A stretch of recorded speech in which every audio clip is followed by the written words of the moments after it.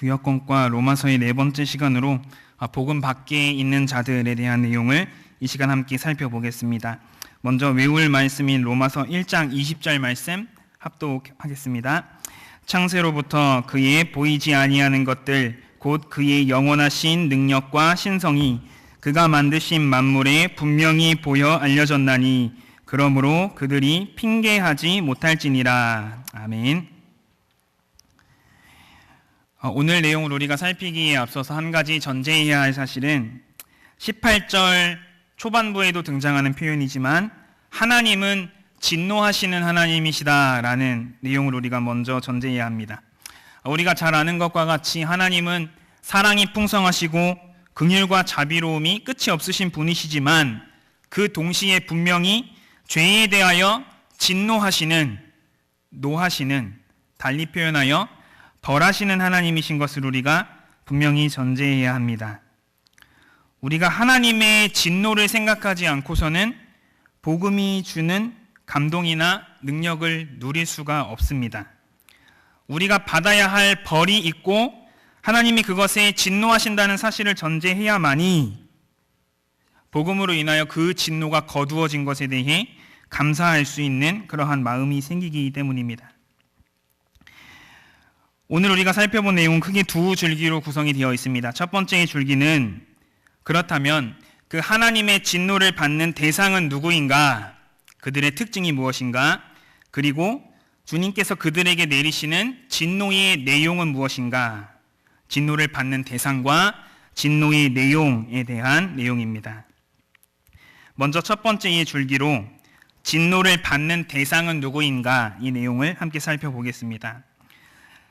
18절 말씀은 불의로 진리를 막는 사람들이라는 표현에 덧붙여서 모든 경건하지 않음 그리고 불의에 대하여 하나님의 진노가 나타난다. 즉 경건하지 않은 것 그리고 불의에 대해서 하나님의 진노가 나타난다라고 표현을 합니다. 여기 경건하지 않음이라고 하는 표현은 우리와 하나님과의 관계입니다. 그러니까 대신 관계 속에서 일어나는 죄악을 경건하지 않음이라고 표현을 했고 불의라고 하는 항목은 수평적인 관계, 즉 대인 관계에서 파생하는 그러한 죄입니다. 그러므로 지금 여기 경건하지 않음과 불의라고 하는 것은 하나님과의 관계 속에서 그리고 대인과의 관계 속에서 이루어지는 죄악의 모습을 이렇게 표현을 하고 있습니다. 그런데 하나님과의 관계 그리고 대인과의 관계 이 두 가지에서 우리가 떠올리게 되는 것이 있지 않습니까? 그것은 예수님께서 많은 계명들을 요약하실 때 하나님을 사랑하고 이웃을 사랑하는 것이 계명의 본질이다라고 가르치셨는데 여기 경건하지 않음과 불의는 그 두 가지 핵심적인 계명을 정면적으로 거스리는 모습입니다. 그렇기 때문에 그러한 행동들에 대해서는 하나님의 진노하심이, 노하심이 나타난다라고 했습니다. 구체적으로 진노를 받는 대상은 누구인가? 첫 번째 항목은 하나님을 알지 못한다고 하는 자들이다 했습니다. 우리가 이론적으로 생각했을 때는 하나님을 들어본 적이 없는 사람에게 하나님을 모른다고 하는 것을 책임을 물을 수 있을까라는 질문을 할 수 있습니다. 하나님에 대해서 들어본 적이 없으니까 당연히 하나님을 모르겠죠. 그렇지만 그들이 핑계할 수 없는 이유를 주님께서 지금 오늘 말씀에 분명히 말씀을 하고 계십니다. 그의 영원하신 능력과 신성이 그가 만드신 만물에 분명히 보여져 알려졌다 했습니다. 그러니까 우리가 매일같이 같은 법칙 속에서 뜨고 지는 해나 하늘에서 여전히 중력의 법칙을 거스리고 붙어 있는 별이나 그러한 자연의 모든 만물들을 볼 때 전능자가 저것을 만드셨구나. 하나님께서 자연 계시를 통해서 분명히 그렇게 알려놓으셨기 때문에 나는 하나님을 들어본 적이 없어서 하나님을 모릅니다 라고 핑계하는 것은 하나님 앞에서 합당하지 않다라는 이야기입니다. 여기 몰랐다는 것은 전혀 이유가 될 수 없다라고 했는데 세상 법정에서도요. 나 몰랐습니다. 이게 죄인지 몰랐습니다 라고 항변하는 것이 책임을 면하는 사유가 되지를 못합니다. 몰랐다 하더라도 그것이 죄라면 벌을 받는 것이 마땅하겠죠. 그렇기 때문에 나는 하나님을 듣지도 못했고 알지도 못했습니다 라고 변명하는 것은 하나님 앞에서 합당하지 않다라는 의미입니다.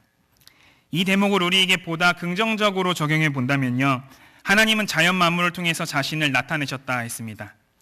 우리 성도님들께서 분주한 삶을 살아가시는 동안에요, 이렇게 뜨고 지는 해나 달이나 별이나 불어오는 바람이나 싱그럽게 불어오는 꽃향기나 그런 것들 보면서요, 하나님을 마땅히 느낄 수 있어야 한다는 이야기입니다. 하나님이 그것들을 통해서 자신을 계시하셨기 때문에 그것들을 보면서 하나님의 솜씨를 인정하고 하나님의 살아계심을 오감으로 느끼는 것이 성도에게 주어진 마땅한 본분의 내용이다 하는 것입니다. 두 번째의 내용은 하나님을 알지만, 첫 번째는 하나님을 모르는 자들이라고 했고요, 두 번째 항목은 하나님을 알지만 그분께 영광을 돌리지 않는 자, 감사하지 않는 자, 오히려 생각이 허망해지는 자라고 했습니다. 하나님을 알면서도 하나님을 공경하지 않는 자들이 분명히 있습니다. 일례로 다니엘 2장 47절의 말씀을 보시면 우리가 잘 아는 느부갓네살 왕의 내용이 나옵니다. 느부갓네살이 다니엘에게 이렇게 이야기합니다. 너희 하나님은 참으로 모든 신들의 신이시다. 하나님을 안다는 이야기죠. 모든 신들 중에 참 신이시다. 이렇게 하나님을 고백하는 듯한 내용을 합니다.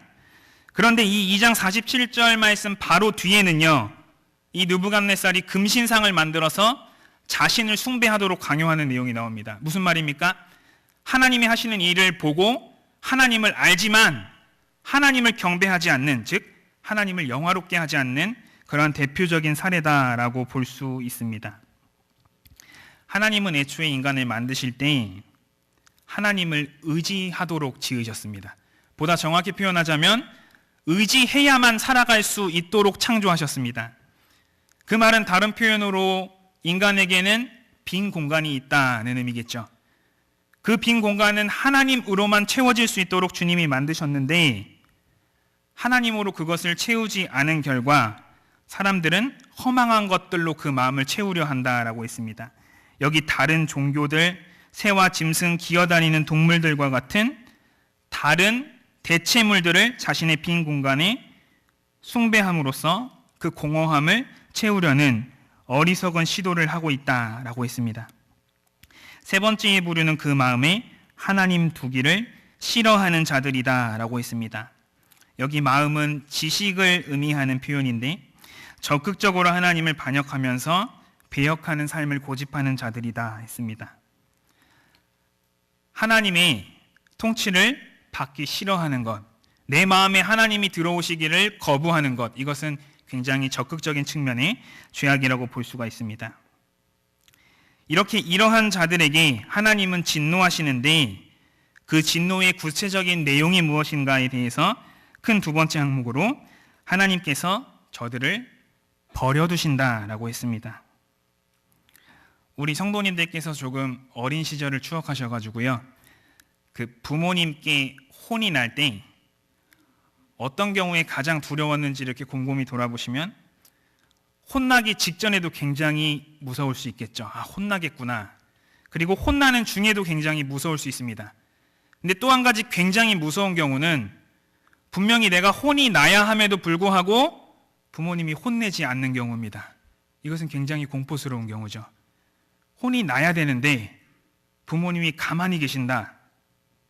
이것은 굉장히 자녀에게 극도의 공포심을 안겨다 주는 상태입니다. 하나님께서 저들을 버려두시는 상태가 그와 마찬가지입니다. 포기하시는 상태입니다. 더 이상 관여하지 않는 상태를 의미합니다. 그래서 하나님께서 어떠한 자들을 그냥 마음대로 하도록 버려두신다는 것은 사람이 처할 수 있는 가장 비참한 저주의 상태입니다.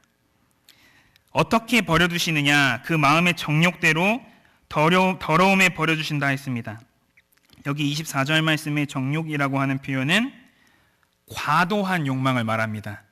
그러니까 신자들에게도 기본적인 욕구들이 있죠. 먹고자 하는 것, 자고자 하는 것, 입고자 하는 것, 무엇인가 사고자 하는 기본적인 욕구들이 있지만, 그런 기본적인 정도의 욕심이 아니고 과도한 욕망, 거기에 이제 집착해서 사로잡혀 있는 상태입니다.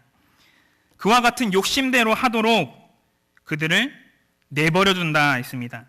두 번째의 표현은 저희 욕심대로 부끄러움에 내버리심이라고 했습니다. 부끄러운 욕심대로 내버려두신 결과 그들의 여자들도 순리대로 쓸 것을 바꾸어 영리로 쓴다 했습니다. 동성애의 죄악을 지칭하는 표현인데 여기에서 굳이 동성애의 죄악을 예로 드는 이유는요, 동성애라고 하는 죄악이 하나님의 질서를 거스르는 죄악이기 때문입니다. 하나님은 분명히 남자와 여자가 가정을 이루도록 창조하셨죠.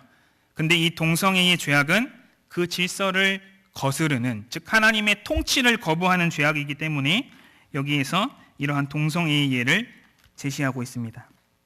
마지막 세 번째의 모습은 그 상실한 마음대로 버려두어서 합당치 못한 일을 하게 내어버리신다라고 했습니다. 오늘날 하루가 멀다 하고 우리가 뉴스나 여러 가지 소식들을 접하게 될 때 정말로 끔찍한 범죄들을 너무나도 쉽게 접할 수 있는 세상입니다. 어떻게 저렇게 사람이 악할 수 있을까? 어떻게 저렇게 사람이 양심을 가지지 못하고 저러한 추악한 죄를 가책도 없이 저지를 수 있을까? 그러한 질문에 대해서 오늘 우리는 이 설명을 참고할 수 있습니다. 하나님이 그 사람으로부터 올바른 지식이나 이성이나 판단력을 잃어버리도록 하셨기 때문입니다.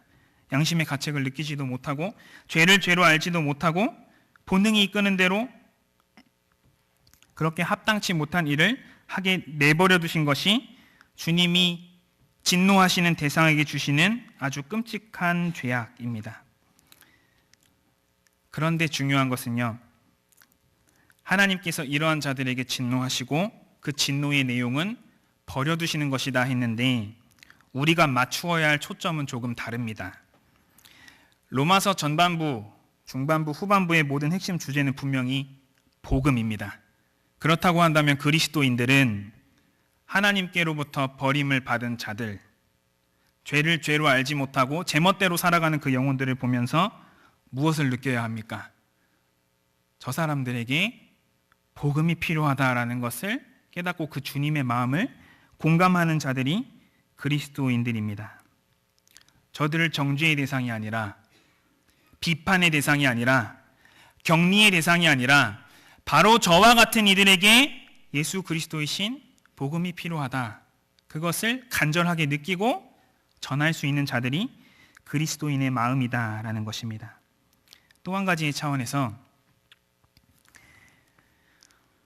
이 진노의 대상이 되는 내용들을 가만히 보시면요, 하나님을 알지만 그분에게 감사하지 않는다, 하나님을 마음에 두기를 싫어한다. 놀랍게도 이것은 구원받은 신자에게서도 종종 분명히 나타나는 삶의 모습입니다. 그렇다고 한다면 우리는 이 말씀을 보면서 나를 돌아볼 수 있어야 되는 겁니다. 내가 여전히 구원을 받았지만 하나님을 멀리하기를 원하고, 하나님을 내 마음에 온전히 모셔두기를 거부하고, 하나님을 알지만 그분을 영화롭게 하지도 않고, 그와 같은 모습들이 바로 나에게 나타나고 있는 것임을 발견하면서 회개할 수 있는 자들이 또한 그리스도인입니다. 주님께서는 버리신 자들을 마음대로 하도록 두신다 했습니다. 그러나 신자는 주님이 버려두시지 않고 징계하십니다. 그래서 히브리서 12장 11절 말씀에는 조금 흥미로운 표현이 있는데, 무릇 징계가 당시에는 즐거워 보이지 않으나 했습니다. 주님이 우리의 마음을 너무나도 잘 이해해 주시는 표현이죠. 징계받는 것은 즐겁지가 않고 달갑지가 않고 원하는 일이 될 수 없습니다. 주님은 그러한 우리의 심리를 너무나도 잘 이해하십니다. 그러나 우리는 그 징계를 받을 때 하나님이 나를 여전히 포기하지 않으셨다, 하나님이 나를 제멋대로 하도록 버려두지 않으셨다라는 그 징계의 쓴맛 앞에서도 하나님의 사랑에 마땅히 감사할 수 있는 자들이 되어야 하는 것입니다.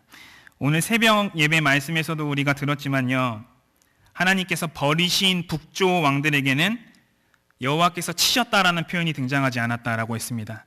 반면에 언약 가운데 신실하게 보호하시는 남유다 왕들에게는 여호와께서 치셨다, 징계하셨다, 벌하셨다라는 구절이 분명히 등장한다라고 했습니다. 때로 우리가 살아가면서 하나님께로부터 징계를 받을 때 그것이 물론 달갑지 않은 일이고 즐거운 일은 아니지만 우리는 그 이면에 숨어있는 하나님의 사랑을 잘 발견할 수 있는 자들이 되어야 할 것입니다. 자녀들은 때로 부모님의 잔소리 듣는 것을 많이 귀찮아합니다. 그런데 만약 그 잔소리를 해주실 부모님이 더 이상 존재하지 않는다라고 생각한다면 그 자녀는 얼마나 크게 후회하면서 잔소리하던 부모님을 그리워하는 마음을 갖겠습니까? 여전히 우리의 삶을 통제하시는 하나님, 우리를 징계하시는 하나님, 우리를 바른 길로 인도하시는 하나님 아버지가 계시다는 사실은 저와 여러분에게 무엇과도 비견할 수 없는 큰 축복임이 자명한 것입니다. 내용 연구로 이어지는 문제 잠시 확인하면요. 1번에 다음 불의로 진리를 막는 사람들이 아닌 자는 누구인가? 4번 하나님을 창조주요 구속주로 섬기는 자 아닙니다. 2번 항목 나머지는 다 맞는 항목이지만 4번 항목에 세상에서 제법 지혜로운 자들이다. 해당되지 않는 내용이고요. 3번 항목 보시면 이들에게도 나름대로 구원의 길이 있다. 분명히 잘못된 표현이고 4번의 3번 항목 불의한 자들을 그들이 원하는 대로 가상의 세계에 버려두셨다. 어떠한 의도로 표현하신 그러한 문답인지 잘 모르겠지만 해당되지 않는 내용이고요. 5번 항목의 4번 항목 보시면 하나님은 부패한 자들이 순리를 영리로 쓰는 것을 용서하셨다 했습니다. 아닙니다. 하나님께서 버려두셨다. 그것에 대해서 진노하신다라고 표현했기 때문에 이 4번 항목은 틀린 항목입니다. 토론과 적용 우리 구역원들과 함께 나누어 보시고 교회를 위한 기도의 제목 가지고 함께 기도해 주시면 되겠습니다. 기도하겠습니다.